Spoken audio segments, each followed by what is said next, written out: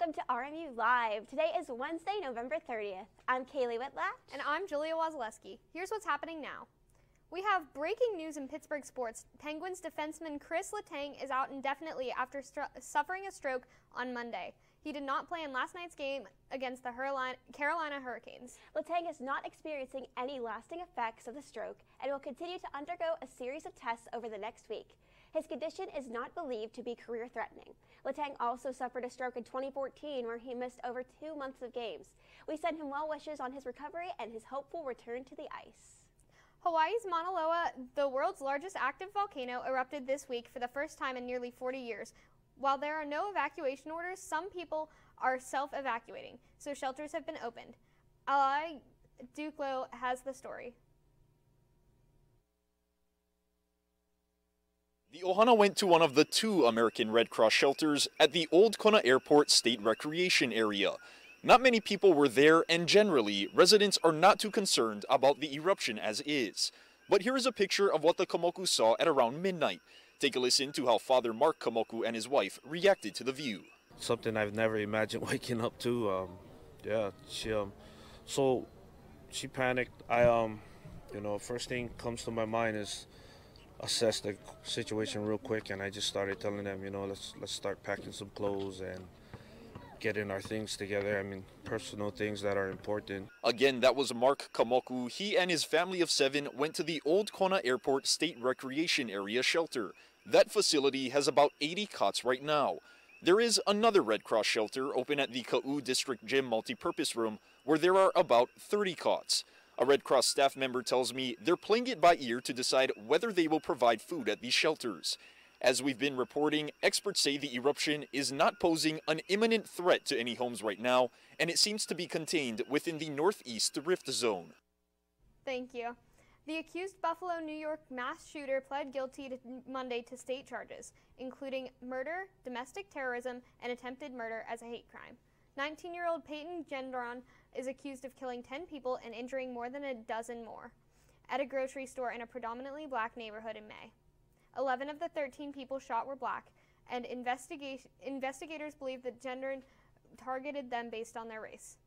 He has pled not guilty to multiple federal hate crime charges. If convicted on those charges, Gendron could get the death penalty. A man has turned himself in to authorities after he was wanted on attempted homicide charges in a connection with a shooting in McKeesport. A man was shot on November 7th, where police found him shot multiple times on Beacon Street. He was taken to the hospital in critical condition, but police say he's now in stable condition. 40-year-old Quentin Hughes turned himself in on Monday after a warrant for his arrest was issued.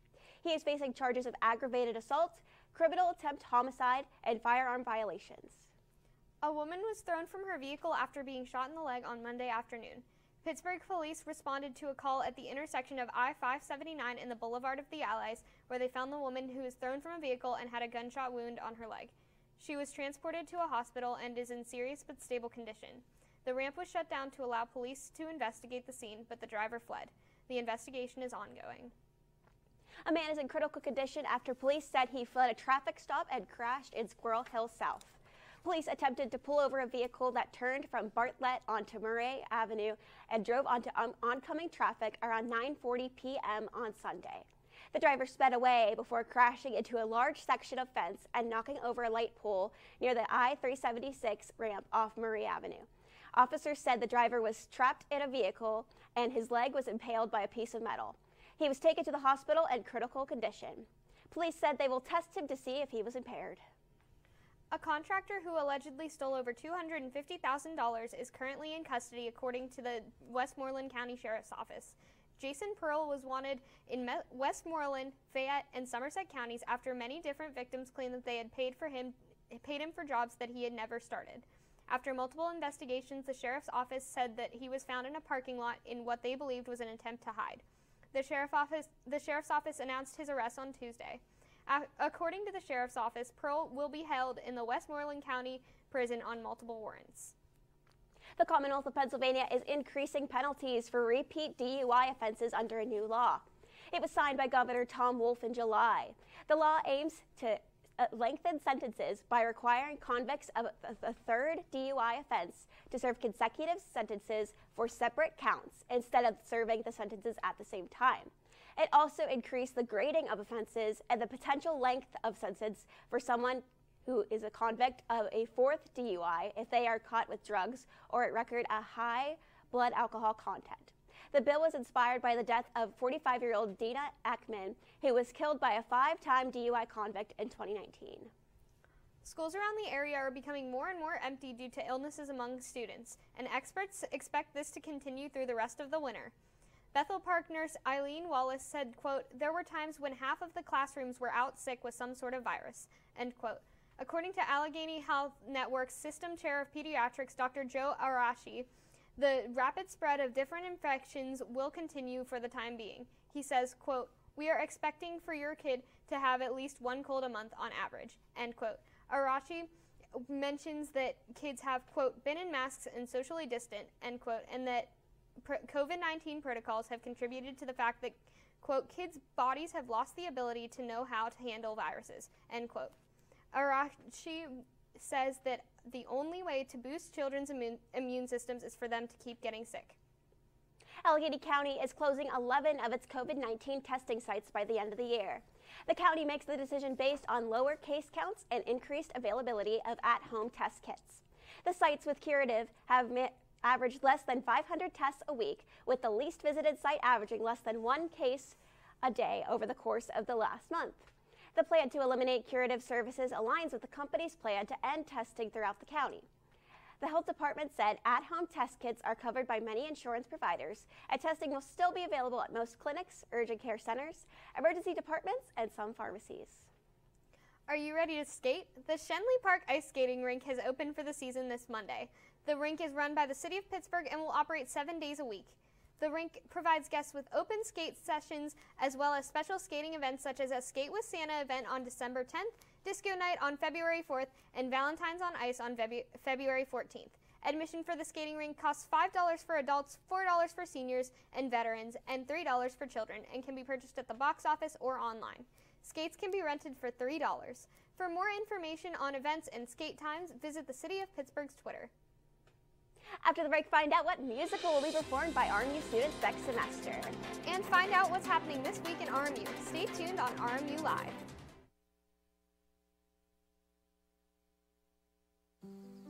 Hey, Dad. I need your help asking Jessica to prom. Of course. Love is like the ocean. You have to tread the Oh, waters. Dad. That's not the kind of help I needed. Hey, Jessica. Will you go to prom with me? Yes. You don't have to be perfect to be a perfect parent. Thousands of teens in foster care can't wait to share their first with you. Let me tell you about the toughest guy on earth. He has the crazy strength to lift the man that raised him up without even flinching. This guy, no, this warrior, will always be by his father's side, even if his dad will hardly remember. If this guy isn't the toughest guy on the planet, then I don't know who is. Caregiving is tougher than tough. Find the care guides you need at aarp.org/caregiving. What do you think you're doing, Kevin? Was just gonna drive home. There are several warning signs present that you shouldn't be driving. Like hearing voices? Like your text-to-emoji ratio? Oh man, the selfies. Selfie, nailed it. We all have warning signs that let us know that we're probably not okay to drive. Mine is pretending to be your subconscious. Craig, come on man, let's split a ride home. Hey Bobo, do trees tell each other stories? I'm sorry. I'm afraid I don't know that. Hey, why don't we go find out? Listen. Can birds draw pictures? I don't have an answer for that. Dad, do stars visit their friends? Look!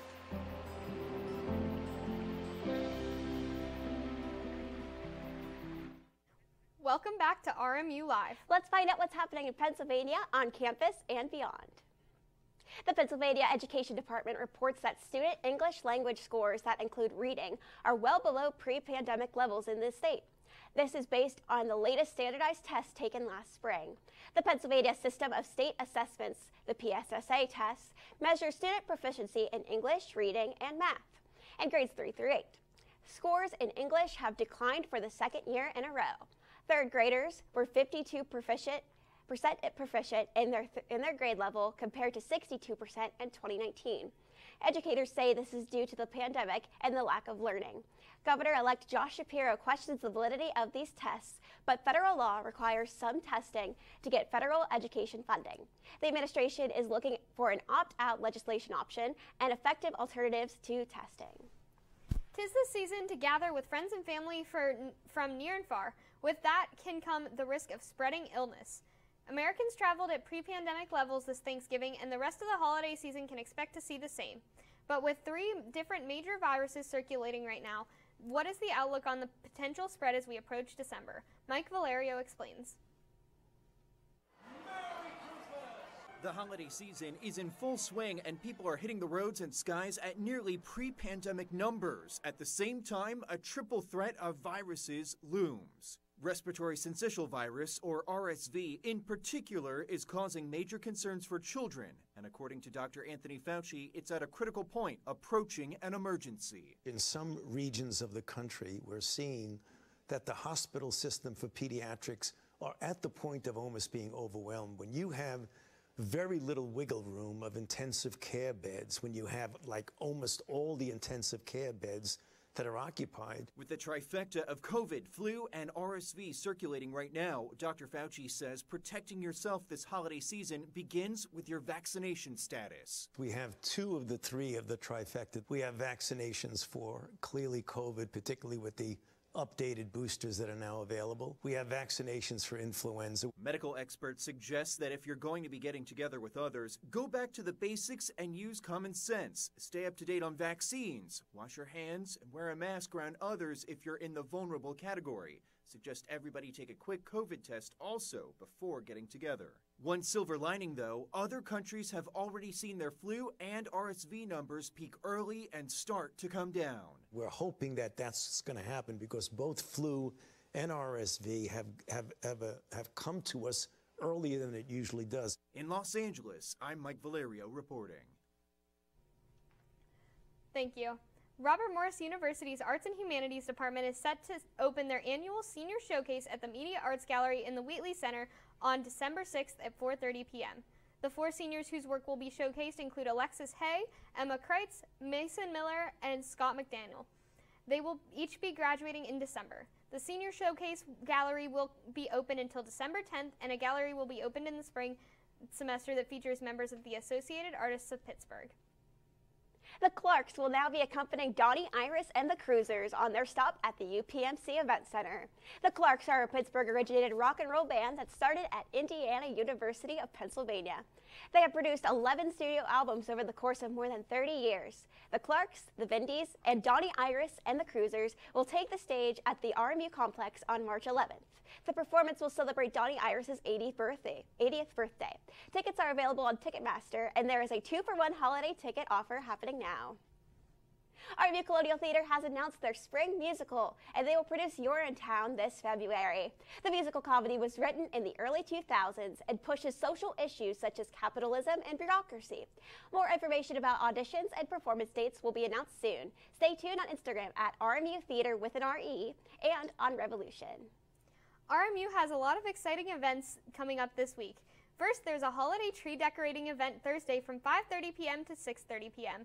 Student organizations are asked to bring an ornament to represent their organization. Refreshments will be provided and performances from the RMU Band and John Tucci will be occurring. Next, RMU will be hosting their Winter Discovery Day. Discovery Day is an opportunity for high school students to visit the campus and learn about campus organizations. Organizations looking to table at the event are asked to arrive at the UPMC Events Center between 9 a.m. and 9:15 to set up. Finally, Dr. Patrick is hosting an informal meet and greet for students throughout the academic year. The first will take place on December 6th from 9 a.m. to 10 a.m. and will allow students to visit the President's Balcony and Conference Room to learn about RMU, give feedback, and get free food and receive an exclusive gift. If you're interested in attending, RSVP on RMU's Revolution page. For more information on what's happening on campus, check out RMU Century Media. The student-run online newspaper has the latest in news, arts, and entertainment. Visit the website at rmucenturymedia.com and visit the social media pages at RMU Century Media. With the return to campus came the return of rainy weather and overcast skies. Will we need umbrellas today? Bethany Naughton has the latest forecast.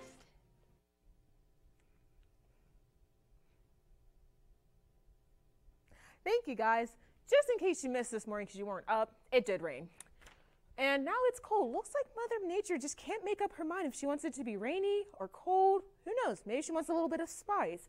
It's going to be a high of 52 degrees with a low 24. Humidity is going to be 63%, and then chance of precipitation is 100%. And then our hourly is going to be at 3 p.m. It's going to be partially cloudy with a high of 41 degrees. At 6, it's going to be clear with a high of 36 degrees, and then at 9 p.m. it's going to be 31 degrees. And then tomorrow's weather, it's going to be a high of 37 degrees. Don't forget your winter jackets. With a low of 24 degrees. Humidity is going to be 49%, and then chance of precipitation is going to be 0%. Now stay tuned to see if we'll be walking to Winter Wonderland for a 5-day forecast. Sending it right back to the desk. Thanks, Bethany. More than 1 billion young people are at risk for hearing loss. Find out after the break how this could be prevented. And we'll take a look at COVID numbers at RMU and in Pennsylvania and the United States, right here on RMU Live. Over. Chance high five. All right. When you adopt a shelter pet, you discover all the things that make them unique. And your mother and... I am totally a hot person. Right, guys? Thanks for being honest. They're a little bit of a lot of things, but they're all pure love. Adopt pure love at theshelterpetproject.org. Multiple studies have shown that marijuana can slow both driver reaction and response time, which can be really dangerous. He's here. He's here. Wait. What? I can't drive. Why? My. Oh.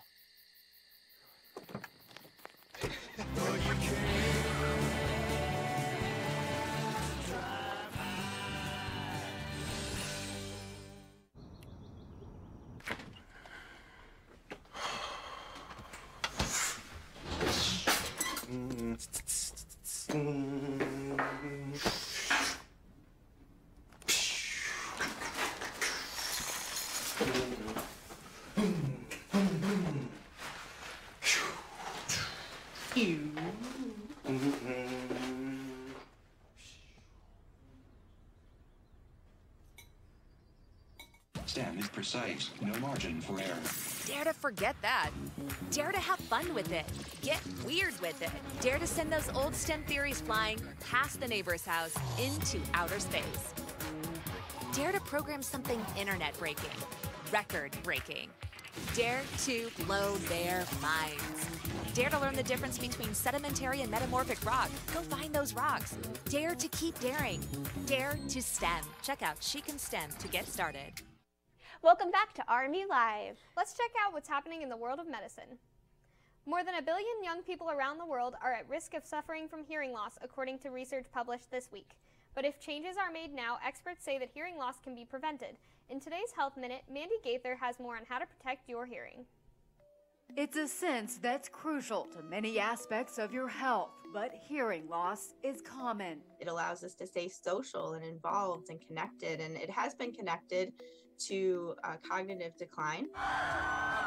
According to a new study published in BMJ Global Health, more than 1 billion young people ages 12 to 34 are at risk of hearing loss worldwide from listening too loudly to things like music and movies. We have one set of ears for a lifetime.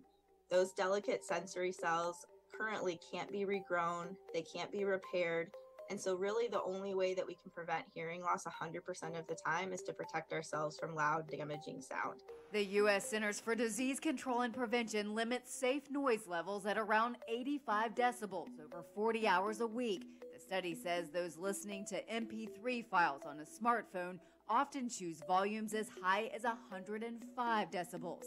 Cleveland Clinic audiologist Sarah Sidlowski says to prevent hearing loss from devices, turn the volume down. A good sign that the device is too loud is if somebody standing next to you can hear what you're listening to. It's too much. If you're around sounds and can't control the volume, like at work or at a concert, Sidlowski says to use well-fitting earplugs. Some can be custom made. There are certain devices that allow certain sounds in and block others. And if you can't protect your ears from loud noises, Sidlowski says to walk further away from the source. For Health Minute, I'm Mandy Gaither. The Senate passed a landmark bill to protect same-sex marriage Tuesday. 12 Republicans crossed the aisle to join all members of the Democratic caucus to pass the Respect for Marriage Act. The purpose of the legislation is to protect same-sex marriage if the Supreme Court overturns the 20-15 decision that it legalized. It also protects interracial marriage.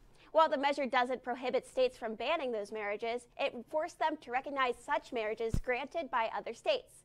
The bill now heads to the Democrat-controlled House of Representatives. The Centers for Disease Control and Prevention announced Tuesday that it is awarding $3.2 billion in grants to the public health. The agency says the money will touch services available to everyone in the U.S. The vast majority of the money, $3 billion of it, come from the American Rescue Plan Act. That money will be used to recruit and train people like epidemiologists, contact tracers, and community health workers. According to the CDC, the grants will help state and local health departments that were stressed by COVID-19. Let's take a look at how COVID is impacting the United States. The weekly total of new cases is about 305,000, including more than 3,900 hospitalizations. The weekly total of deaths due to the virus is 2,644. Now let's take a look at COVID numbers in Pennsylvania. In the past 7 days, there have been 10,052 new cases of COVID-19 in Pennsylvania. There were 145 deaths due to COVID-19 in the state and 172 new hospital admissions. This brings Pennsylvania's positivity percentage to approximately 9%. Here at RMU, there are 2 students currently in isolation and 1 employee. Those in isolation have tested positive for the virus and reported it to the university and are isolating on campus or in their homes. Students are encouraged not to attend classes if they are feeling sick and to get tested for the virus if they're showing symptoms. After the break, find out what's happening in the world of sports. And we'll take a look at the weather for this weekend. Stay tuned with us at RMU Live.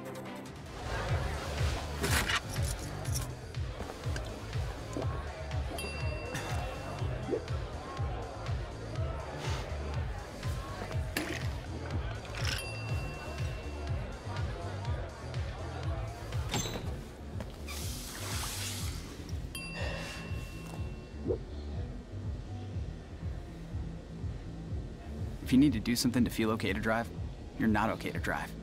Don't drive buzzed. Maybe you can make retirement happen. After all, you made her college years happen. Opening that education savings account when she was little. Spearheading a campus tour. And another, and another, and another, and another. Bam! Deciphering financial aid. She was like, what? And now she's like, you aced planning for college. Now get the tips you need to get on track at aceyourretirement.org. Jason, let's go see your room.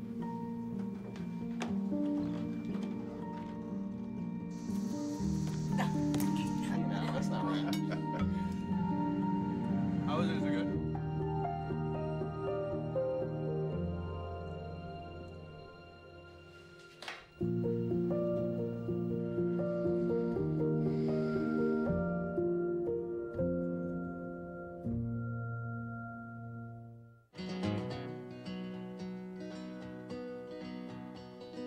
Things could be stranger, but I don't know how.